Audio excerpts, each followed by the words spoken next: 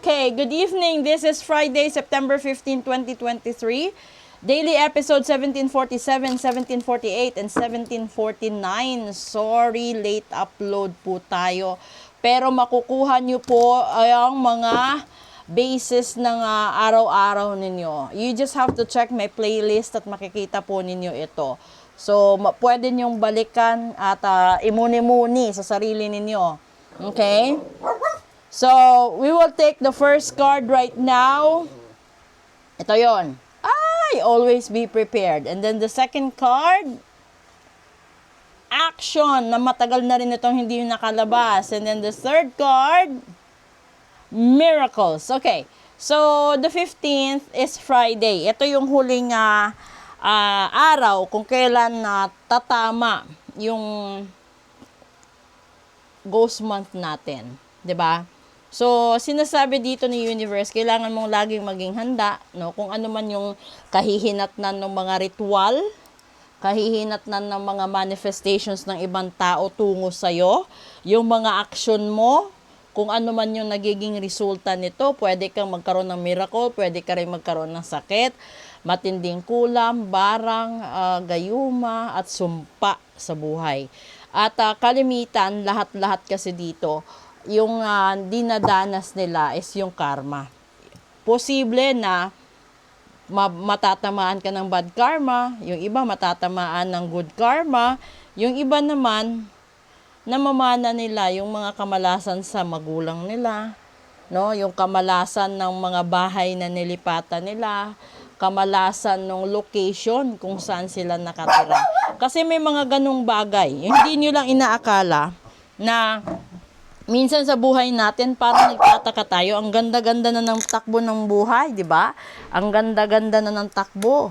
Pero bakit lumipat ka lang ng address, lumipat ka lang ng trabaho, sandamakmak na yung problema ang dinanas mo. Ang hindi mo lang alam, kasi may mga lugar na hiyang yung vibrations mo, may mga lugar din na hindi. At kaya nga di ba kung minsan, kung bibili ka ng properties, dahil kailangan i-check mo lahat-lahat kung pwede ka dito or hindi ba, may mga ganon.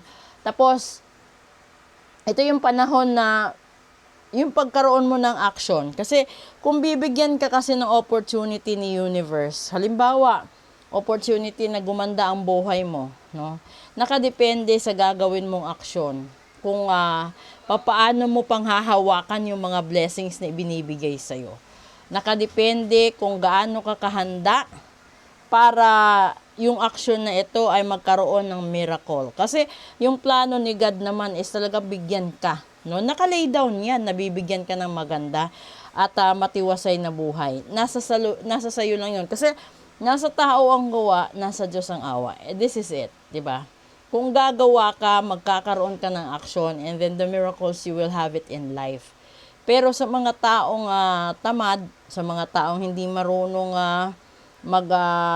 magtipid or mag-ingat sa mga blessings na meron sila, yun na talaga mangyayari sa inyo. Magkakaroon kayo ng matinding karma, kakapusin kayo sa pangangailangan. Tapos, yung mga problema kung napapansin niyo, ito yung panahon na lahat naman nagkakaroon ng problema, pero bakit yung iba?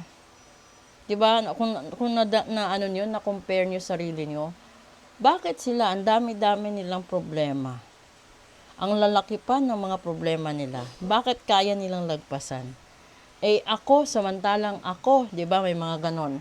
Bakit yung problema ko? Pambayad lang ng ilaw, pambayad ng tubig, pambili ng ulam, pambili ng kanin, pambili lang ng school supplies. Bakit hindi ko pa kayang gawin? Alam mo kung bakit dito ka babalik. You have to be prepared all the time. So, halimbawa, yung kaarawan ng isang anak, minsan lang sa isang taon, isang beses lang. So, sabihin na natin, yung kaarawan ng anak mo is December 25. Diba? Ituon natin sa kaarawan ng Diyos. December 25. So, ibig sabihin, from December 26 hanggang sa susunod na taon, may 11 months ka na pagkakataon para pag-ipunan at aksyonan ang handa ng anak mo. 'Di ba? So, kung ibig sabihin, kung merong 12 buwan sa iisang taon, mag-iipon ka 1,000 isang buwan sa para sa isang anak, no? 1,000 per month. Ibig sabihin, pagdating nung birthday niya, may 11,000 budget siya. O sa pinakamahirap na sitwasyon, 500 isang buwan. So, ibig sabihin, pagdating ng kaarawan niya, meron siyang 5,500. So, kung dalawa yung anak mo, tigli 500 bawat isa, ipunin mo kada buwan, 1,000. So, meron kang 5,500 bawat isa. 'Di ba napaka-typical, no? So, yung ganun yun sa kaarawan. So, halimbawa yung bill mo naman sa isang buwan is 1,000. No? Halimbawa, ilaw mo 1,000. So, hatiin mo yung 1,000 sa 4 na linggo. Di 250 isang linggo. No? Kung kumikita ka ng lingguhan, mag-save ka ng 250 pesos. And that will give you 1,000 per month. Kung yung tubig natin is 600, you save 150 per week. And that will give you 600. So, ibig sabihin, yung 350 at saka yung 150 is 500. Ilaw at tubig na yon. Bawat linggo ipunin mo. Kung may sahod ka, 3,500 bawat linggo. 500 doon, isave mo sa ilaw at tubig. Yung 3,000, pagkasyahin mo sa baon, sa bigas at sa ulam, linggo-linggo. Walang mahirap doon. Yung gagawin mo lang is always be prepared at aksyonan mo. Tiisin mo sa sarili mo na huwag mong galawin yung budget para dyan. Huwag mong galawin yung budget para sa anak mo. Kung meron pa mang mga coins na natira, ilagay mo sa isang jar. Yung coins na yon, yung magiging extra mo kapag kinapos ka ng pamasahe, kinapos ka ng gasol, kinapos ka ng whatever, nakapos meron ka. 'Di ba? So, yun yung dahilan kung kaya mong i-manage sa sarili mo.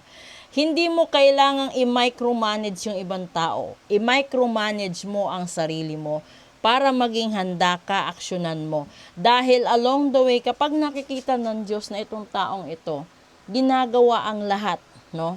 Mabalanse lang niya. Bakit hindi ko siya pagbibigyan? Bigyan ko siya ng miracle sa buhay niya.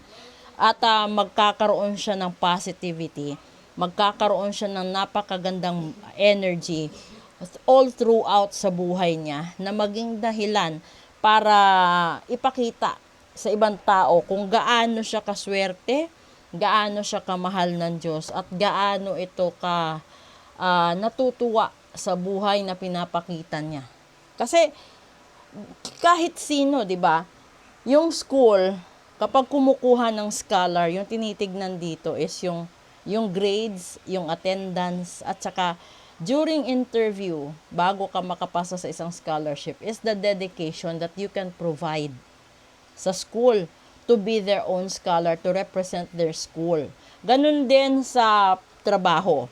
The company is asking the applicant, kung i-hire kita, ano ba ang expectations mo sa kumpanya at ano ba ang mai-expect ng kumpanya sa'yo? Yun yung palaging tinatanong. Kung pagbibigyan ka namin, no, ganito, ganyan, ganun yung dapat yung HR eh. So, dapat doon pa lang, alam mo na. Kasi sa tinagal-tagal ng panahon, paulit-ulit, nag-a-apply ka ng trabaho, pumapasok ka sa paaralan taon-taon, ba? Kapag ikaw may anak, halimbawa, yung panganay mo, tapos nag-anak ka ulit, siyempre alam mo na. 'Di ba? Nanganak ka ulit, alam mo na. So, hindi na bago. Kung meron ka man sigurong aayusin, yun yung mga bagay na hindi mo pa napagdaanan. Pero, ang pangit kapag paulit-ulit, hindi ka pa rin natuto. Yan ang buhay.